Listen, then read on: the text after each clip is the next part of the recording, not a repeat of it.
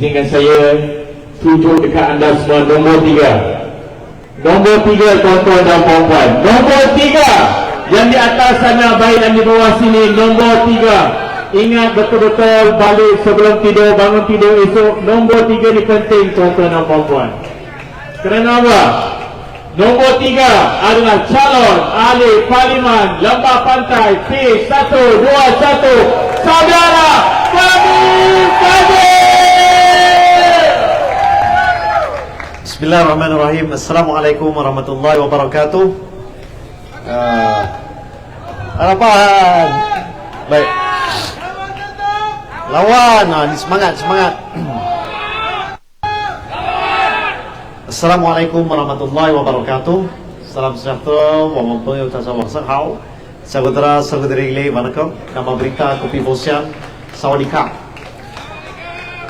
Tuan-tuan dan puan, selamat datang. Kalau yang datang dari luar, saya nampak ada kawan-kawan dari luar. Selamat datang ke Pantai Ria. Malam ni Permatang Pauh banjir. Mantan ahli parlimen Lembah Pantai yang sekarang sedang mempertahankan kerusi Permatang Pauh pada malam ini meredah banjir. Ini sebab kita kata jangan buat PR itu sekarang. Di Lembah Pantai kita ada 2 padang. Mereka gunakan 2 padang sebagai tempat mengundi. Padang PPR Kerinci, padang Kampung Pasir. Padang Kampung Pasir, tuan-tuan dan puan yang duduk dekat PPR Pantai ini tahu. Tak sampai 2 minit naik motor dah sampai dah. Padang tu kalau hujan lecak.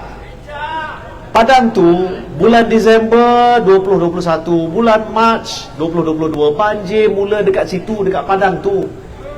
Bila kami dapat senarai tempat-tempat mengundi untuk Lembah Pantai, saya cepat-cepat berhubung dengan pihak SPR Kuala Lumpur. Saya kata, you all pilih padang PPR, padang Kampung Pasir ni, you all tahu tak? Ini tempat banjir mula dekat Kampung Pasir.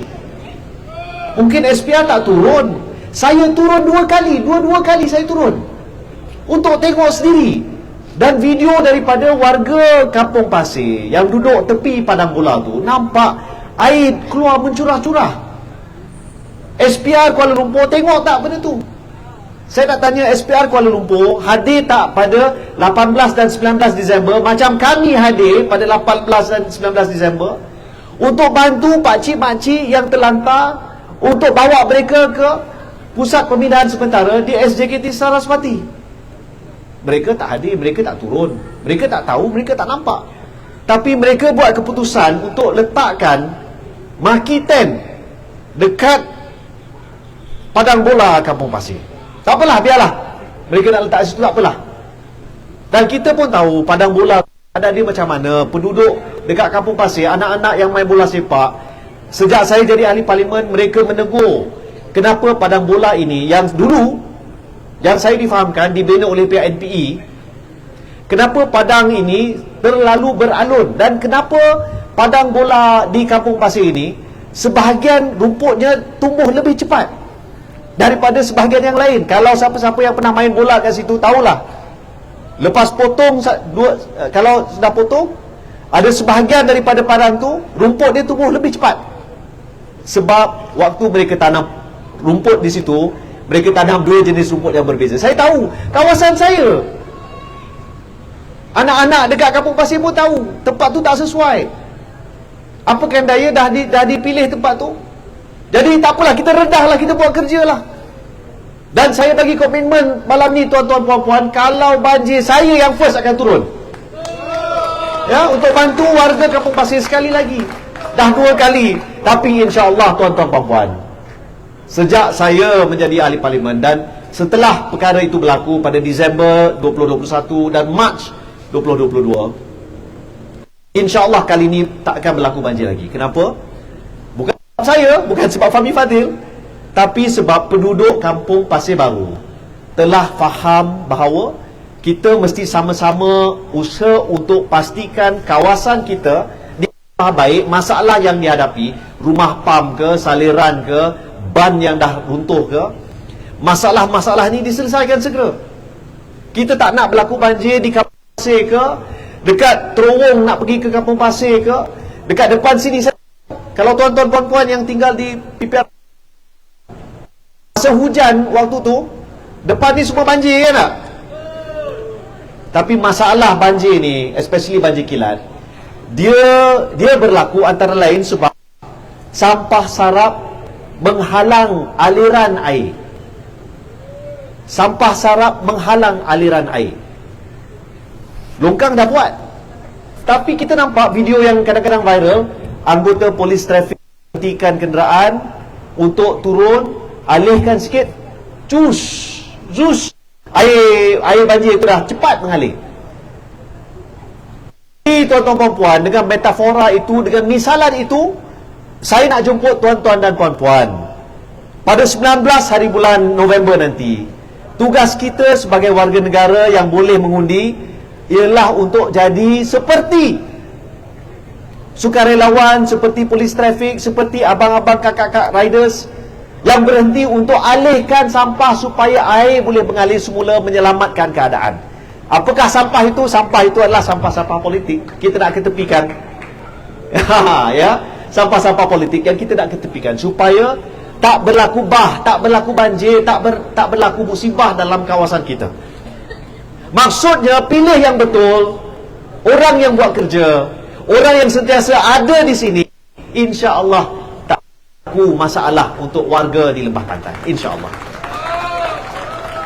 Tuan-tuan puan-puan tahu, tuan-puan ingat dan sedar macam mana waktu Pakatan Harapan mentadbir dulu, kita rasmikan satu majlis dengan Saifuddin Nasution dekat Padang PPR Kerinci. Harga minyak masak RM16.90 satu untuk 5 kilo. Ingat tak? Betul tak? RM16.90. Sekarang ni kalau dapat minyak murah 5 kilo 32, 33, betul tak? Dulu nak cari bag polybag tak susah. Sekarang ni pengusaha hypermarket pun mengadu pada saya. Ada satu pengusaha ni, dia ada banyak cawangan-cawangan bagi, saya tak nak sebutlah ya, tapi dia pun mengadu. Dia kata, YB, bukan kami tak nak jual polybag, tapi kami banyak tu je. Sampaikan satu cawangan, saya terpaksa buka satu kotak saja. Saya tahu ramai yang pergi ke NSK pagi-pagi bersiap sedia nak kejar, nak tangkap, nak dapat beli polybag tu. Kalau satu ketika polybag ya minyak masak, sekarang ni pula telur. Siang tadi saya pergi ke kondo rakyat. Masa nak keluar, saya bertemu dengan beberapa orang makcik.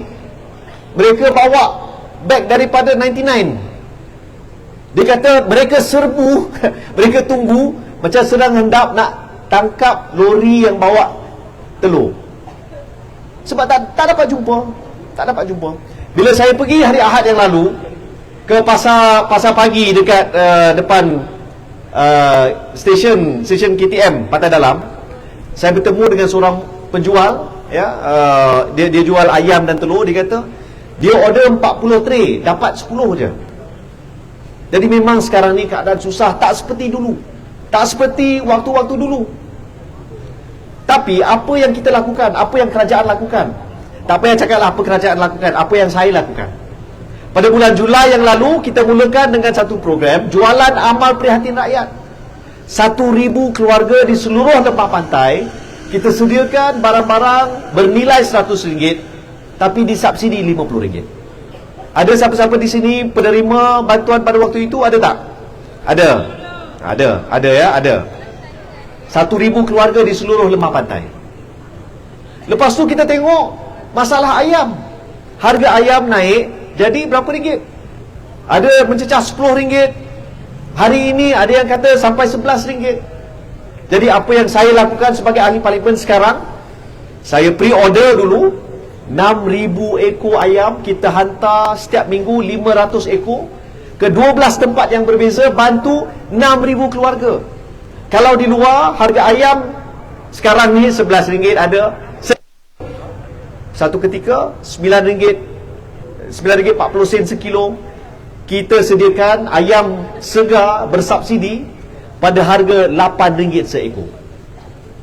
Ada siapa-siapa sini dapat beli ayam tu? Ada? Tak dapat ayam? Tak apa, nanti kita usahakan. Saya tak boleh bawa sekarang ni sebab nanti orang kata rasuah, tak boleh ni. Ya. Tapi kita nak sebut ya. Hari ini yang terbaru apa jadi? LRT down. Tak pernah tuan-tuan, puan-puan, LRT down macam sekarang ni. Tak pernah berlaku. 25 tahun, first time saya rasa seminggu lebih. Nak mengharapkan bas datang pun susah. Jadi apa yang kita usahakan, semalam saya bercakap dengan seorang kawan, dia kata dia nak offer, kawan-kawan dia nak bawa, nak bantu, jadi sukarelawan. Jadi kita terus sediakan perkhidmatan, bukan percuma lah, tak tahulah kan. Tapi ada riders yang membantu untuk menghantar warga pergi ke mana-mana yang dia nak pergi daripada LRT University. Ada sediakan. Jadi maksudnya kita perlukan solution sekarang, kita perlukan penyelesaian sekarang. Kita tak main politik dekat lembah pantai. Tuan-tuan puan-puan menjadi saksi. Kalau tuan-tuan puan-puan pergi ke pusat khidmat saya, ada tak waktu saya berkhidmat sebagai ahli parlimen, ada tak saya gantung bendera parti? Ada tak saya gantung bendera Pakatan Harapan ke, bendera PR ke? Tak ada. Kalau orang UMNO datang jumpa saya, ada tak saya halau? Tak ada. Kalau orang Bersatu datang jumpa saya, orang PAS datang jumpa saya tak. Sebab janji saya pada 9 Mei 2018 waktu menang ialah saya akan berkhidmat untuk semua warga di lembah pantai. Bila ketua bahagian UMNO lembah pantai nak datang jumpa pun, saya buka. Ada emergency, nak kena alihkan kenderaan, iaitu nombor plate JSG 9593, kereta warna hitam. Sebab ada kenderaan nak rush pergi ke hospital. JSG 9593, kereta warna hitam. Tolong alihkan, ya. Jadi kita sambung dulu, sambung lagi. Sekarang baru pukul 11, tapi kita tak berniat untuk terlalu lama sebab saya tahu ramai yang nak tidur. Esok pagi pun saya akan, InsyaAllah saya akan pergi ke, tak apa, okay. Jadi maksudnya apa tuan-tuan puan-puan, ya, nak berkhidmat kita tak boleh ikut apa, tak boleh pilih bulu. Ramai yang terkesan pada waktu ini, malah ada juga yang bukan warga negara yang hadapi masalah, kita kena bantu. Sebab parlimen itulah yang saya telah lakukan, ya, sejak saya jadi ahli parlimen. Tuan-tuan, mesej senang, mesej kita mudah. Kalau tuan-tuan puan-puan suka dengan perkhidmatan saya harap 19 hari bulan November ini tuan-tuan puan-puan pertimbangkan untuk lanjutkan kontrak saya. Saya menang kontrak untuk jaga lembah pantai pada tahun 2018. Ya, saya menang kontrak, tapi saya nak cerita, saya nak bagi, orang kata, pendedahan. Saya jadi ahli parlimen 2018. Sebelum saya jadi calon, saya isytihar harta.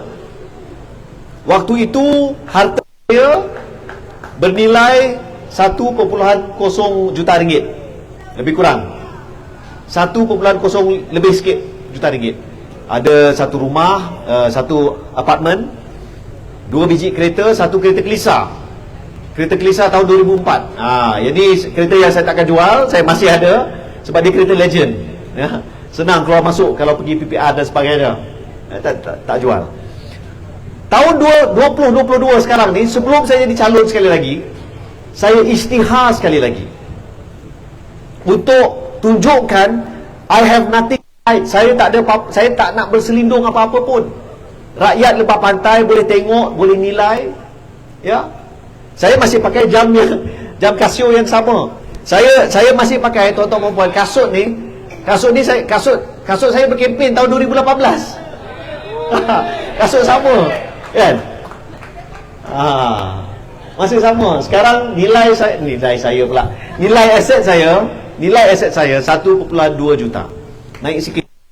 Tak adalah berpuluh-puluh juta. Saya tak ada sakau, saya tak ada ambil kontrak satu pun. Tak ada satu komisen pun saya dapat, ya.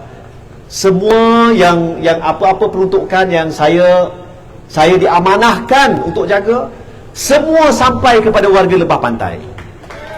Tempat mana yang saya tak sampaikan, surau hijrah 15,000 saya bagi untuk siapkan PA system.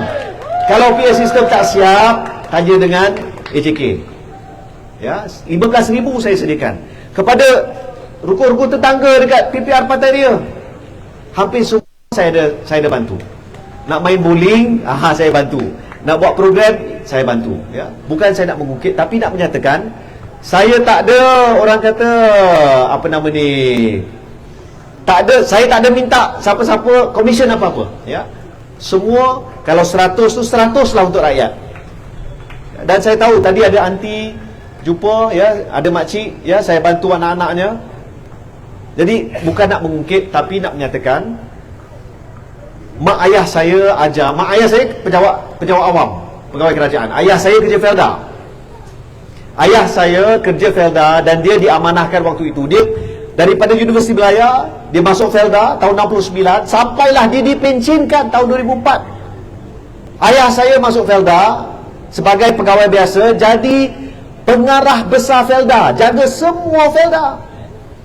Dia berjaya simpan duit Felda 6 bilion ringgit cash, liquid cash. Bila ada pihak-pihak yang nak guna duit itu untuk tujuan-tujuan lain, dia kata ini duit orang Melayu miskin, orang peneroka Felda, bukan untuk tujuan politik, bukan untuk beli hotel, bukan untuk buat bangunan, bukan, untuk bantu warga Felda. Akhirnya apa yang berlaku kepada ayah saya, dia diminta, dia cold storage, dia jadi penasihat, kemudian diketepikan. Itulah nasib kalau lurus benul, kalau lurus kan. Mak saya pegawai takbir dan diplomatik, kerja kerajaan, 11 kementerian. Tuan-tuan, puan-puan, ya, kalau jumpa dengan senior dalam kerajaan sekarang, ada kemungkinan mereka kenal mak saya siapa, Fauziah Ramli. Ya. Orang JK kenal, KSU kenal. Mak saya, dia sangat tegas. Menteri-menteri yang dia jaga, Izzat Jalil, Tan Leha, Napsiah Omar, itu adalah menteri yang jaga. Dan mak saya kata, ini tak guna untuk tujuan politik. Dia orang tak suka dia lah. Dia tak suka mak saya. Sebab mak saya tegas. Jadi bila ayah saya mengajar saya, mendidik saya macam, saya tak ada teringin pun nak ambil sesen pun duit rakyat. Sebab mak ayah saya ajar untuk sentiasa bersyukur dengan apa saya ada. Ya, jadi itulah, ya, sedikit latar belakang kenapa saya bekerja dengan cara yang sedemikian rupa. Tuan-tuan, ini cuma tinggal lebih kurang 1 jam, 6 hari dan 1 jam lagi. Dalam masa 6 hari 1 jam ni, ini kemungkinan besar boleh sokong saya, boleh undi calon, tapi belum cukup. Kalau setakat ini saja tak cukup. Saya pohon bantuan puan-puan. Tuan-puan, rasakan kita telah lakukan adalah sebaik mungkin, dan tuan-puan setuju lanjutkan kontrak saya. Tuan-puan juga jadi dai demokrasi itu.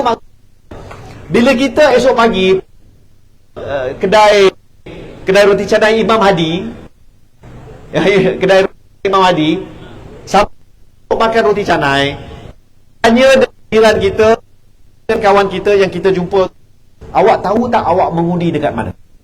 Bukan semua yang pergi bukan semua yang pergi ke yang pergi ke sekolah-sekolah lain, tempat-tempat lain. Tanya mereka supaya 19 hari bulan November ini mereka boleh keluar mengundi. Kedua, puan ada anak-anak berusia 18 tahun ke atas, dia dan rakan-rakan perjuangkan supaya anak 18 tahun boleh mengundi. Saya nak ceritakan sikit. Umur 18 tahun kita dah boleh masuk polis, dah boleh masuk tentera, boleh jadi bomber, dah boleh menikah, dah boleh kalau kan, ya, boleh dijatuhkan hukuman seperti dewasa. Orang dewasa dah boleh bayar cukai, boleh berkorban demi negara. Maka bolehlah 18 tahun memilih pemimpin dan masa depan Malaysia. Itu sebabnya. Jadi tuan-tuan puan-puan, mak-mak, ayah-ayah, makcik, pakcik-pakcik, kalau ada anak, ada cucu, ada anak saudara yang tak tahu dia layak mengundi, ya, keluarlah, pergilah, bagi tahu mereka boleh memilih.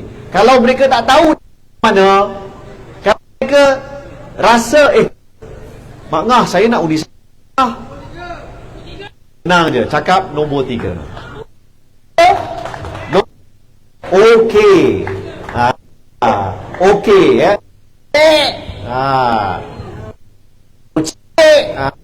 Ya, okey, boleh. Ya, jadi bagi tahu semua hari bulan November kita keluar beramai-ramai, kita keluar awal pagi. Yang pergi mengundi dekat apa nama ni, padang bola Kampung Pasir atau bola PPR Kerinci, janganlah pakai kalau perlu, kalau hujan malam macam ni, pagi dia lecak boot pacukang. Ya. Kalau tak ada boot tu jangan saya tolong belikan, itu haram. Apa namanya? Saya takkan bagi. Ataupun janganlah pergi kaki ayam, nanti kan sakit kan. Tapi tengokkan, pergi awal, kalau boleh jangan naik kereta, naik motor. Sebab kita tengok malam tuan-tuan, saya pergi ke Kota Damansara untuk akan ceramah tapi tak dapat nak keluar, jam. Saya jangkakan pada hari mengundi nanti mungkin naik kereta, saya kena naik skuter. Ataupun yang beam, naik skuter tu. Kalau naik helikopter tak boleh, itu bahaya. Itu jadi benda lain. Tapi tolonglah, pada hari mengundi nanti saya jangkakan sesak di kawasan kita. Jadi naik motor ataupun naik skuter, naik basikal ataupun berjalan. Dari sini nak pergi ke Sirat sedekat je, ya usahakan. Dan saya percaya tuan-tuan puan-puan, walaupun yang hadir pada malam ini, yang mendengar di sini, tapi bila kita pergi ke tempat-tempat, kita bertemu dengan orang, alhamdulillah sokongan itu ada. Orang hanya menantikan 19 November untuk keluar mengundi. Jadi kepada semua, bila jumpa kawan-kawan, kita bagi secret signal dekat lembah pantai. Secret signal. Jumpa kawan-kawan kan, tak payah cakap banyak, ni je. Okey ya, buat macam ni.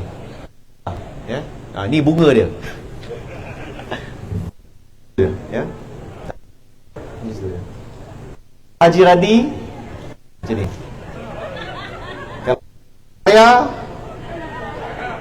Kalau jumpa Zaman Huri, Cik Zaman okey, Cik Zaman okey.